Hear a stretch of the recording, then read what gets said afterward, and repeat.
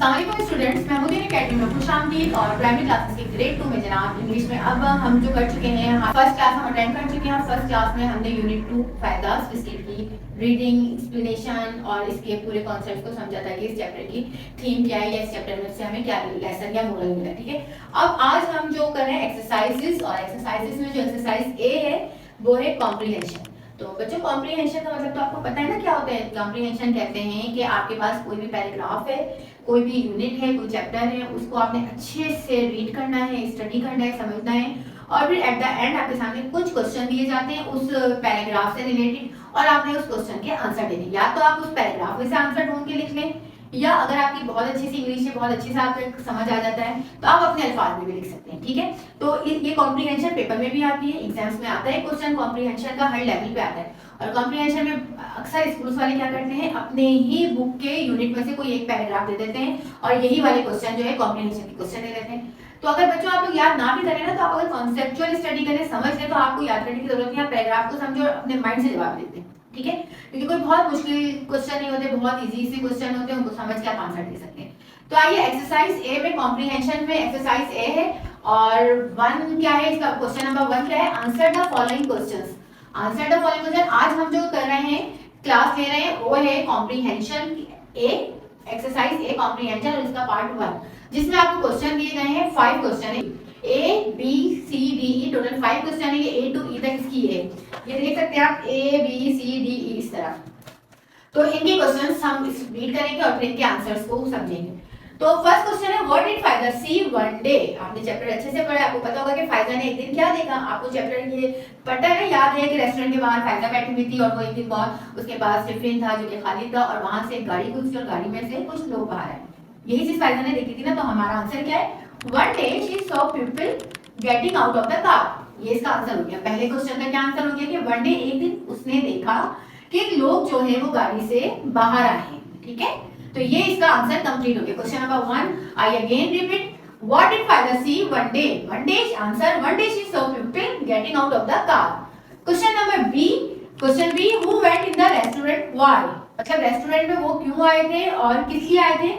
तो रेस्टोरेंट में आने का मकसद क्या था, आपको याद होगा कि रेस्टोरेंट में एक लिटिल गर्ल आई थी जिसने फायजा को बाकायदा देखा था, और उस बच्ची की बर्थडे थी। तो लोगों के आने का मकसद क्या हुआ, सेलिब्रेशन था, बर्थडे सेलिब्रेशन। तो आंसर क्या है, a little girl went into restaurant to celebrate her birthday. जो एक छोटी सी बच्ची थी, अ लिटिल गर्ल वेंट, वो गई थी restaurant to celebrate her birthday, अपनी बर्थडे सेलिब्रेट करने के लिए। और वो सारे लोग भी इसीलिए आए थे कि उस बच्ची की बर्थडे सेलिब्रेट कर सकें। अच्छा, what did the people eat eight the party. मतलब जब यूनिट को बहुत अच्छे से रीड किया होगा, एक्सप्लेनेशन के बाद आपको अच्छे से समझ आएगा कि उसमें बर्थडे पार्टी थी और लोग क्या खा रहे थे, लोग खा रहे थे आइसक्रीम और बिस्किट्स। तो अब हमने, और केक भी था उसमें, यानी बर्थडे पार्टी थी तो केक भी था। तो अब इसका आंसर क्या है, the people at ice cream, biscuits and cake at the party. ठीक है, क्वेश्चन है, what did the people eat eight the party. The people ate ice cream, biscuits and cake at the party. यानी लोगों ने क्या खाया, जो लोग आए हुए थे उन्होंने आइसक्रीम खाई, बिस्किट्स, अच्छा ice cream, biscuits and cake at the party. अच्छा जी, इसके बाद आ जाते हैं question D, who gave Faiza some cake and biscuit. कि किसने फायजा को दिए केक और बिस्किट्स। तो आपको याद आ गया होगा कि वो जो छोटी सी बच्ची थी जब रेस्टोरेंट से बाहर जा रही थी, तो उसने जाते जाते अपना जो बैग और था और बिस्किट का बॉक्स था वो फायजा को दे दिए थे। तो हमने क्या लिखा, a little girl gave some biscuits and cake to Faiza. जो लिटिल गर्ल थी, वो छोटी सी बच्ची, उसने फायजा को केक और बिस्किट दिए। इसके बाद है question E, what did Faiza do the next morning. Faiza ने क्या किया नेक्स्ट मॉर्निंग उसका। तो फायजा ने क्या किया, फायजा ने केक तो खा लिया था, उसके पास क्या बच गए थे, उसके पास बिस्किट बच गए थे, और बिस्किट उसने क्या किए थे, बिस्किट उसने नेक्स्ट डे स्कूल के बाहर जाकर सेल किए थे। Faiza sold the biscuit outside the school next morning. Faiza ने बिस्किट सोल्ड कर दिए थे नेक्स्ट मॉर्निंग में, यानी कि अगली सुबह उसने वो सारे बिस्किट सोल्ड आउट यानी बेच दिए थे। तो बच्चों, ये थी आपकी कॉम्प्रीहेंशन, जिसमें आपके पास ए टू ई 5 क्वेश्चंस हैं, और इनके क्वेश्चन के आंसर वही हैं जो आपने यूनिट को रीड किया था, उसी में से ये आंसर है।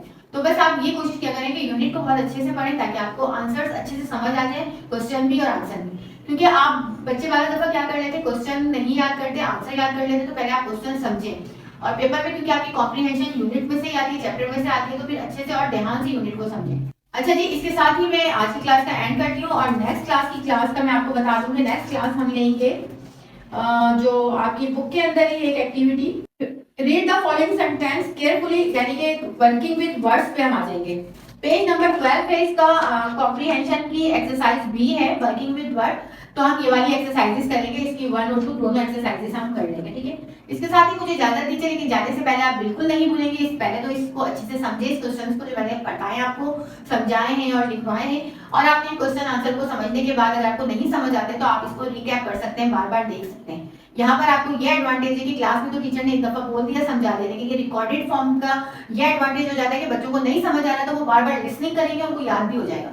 तो मदर्स के लिए बहुत अच्छा है कि वो इस वीडियो को बच्चों को बार बार दिखाएंगे, तो उनके बच्चे को ये क्वेश्चन आंसर भी समझ में आते जाएंगे, चैप्टर की थीम भी समझ आ जाएगी। तो एक तरीके से आपको होम ट्यूशन मिल रही है, ठीक है। तो जाने से पहले आपको मैंने सारे पॉइंट्स बता दिए और अगली क्लास का टास्क भी बता दिया। अगली क्लास में हम पेज नंबर 12 पे जो एक्सरसाइज भी है working with word, page number 12 में 1 और 2 है, इसका पार्ट वो हम करेंगे, ठीक है। जाने से पहले अपना बहुत सारा ख्याल रखिएगा, वीडियो को लाइक करना, शेयर करना, चैनल को सब्सक्राइब करना बिल्कुल नहीं भूलेंगे। इजाजत दीजिए मुझे, अल्लाह हाफिज।